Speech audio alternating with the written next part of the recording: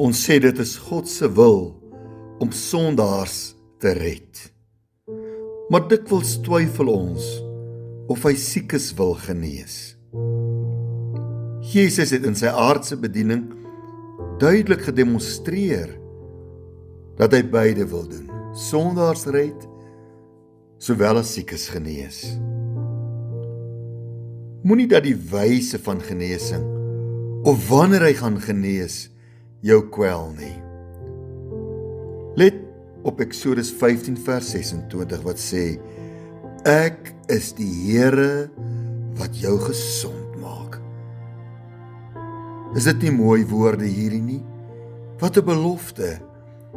Ek is die Here wat jou gesond maak. Lukas 5 vers 15 sê, groot menigtes het Jesus gevolg en hy het hulle van hulle siektes genees. Matteus 10 vers 1 sê, Jesus het aan sy disippels die mag gegee om elke siekte en elke kwaal te genees. Wat die medisyne nie in staat is om te genees nie, dit kan God genees.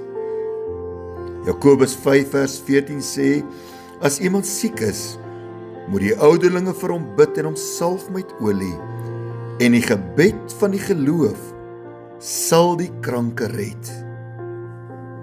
Genesing is God se wil. Op watter wyse en wanneer, weet ons nie. Los die vrae maar, en laat vaar die onsekerhede. Hou net aan glo en bid vir genesing. Hemelse Vader, ons kom na U in die naam van die enige gebore Seun Jesus Christus. Dankie Here, dat U in staat is om te kan genees. Dankie dat U ook wil genees. Ek bid vandag vir elkeen wat siek is. En ek bring elke kwaal na U genade troon. En ek kom vra vir U Here, dat U reddende regterhand, U genesende hand sal uitstrek, en elkeen se liggaam sal aanraak. Ek bid Vader, dat die bonatuurlike krag van die Heilige Gees in hierdie oomblik oor elke kwaal sal spoel, en Here, dat genesing sal uitspruit. Ek bid ook dat elkeen se gemoed in hierdie oomblik vrede sal ontvang, die vrede van God wat alle verstand te bowe gaan.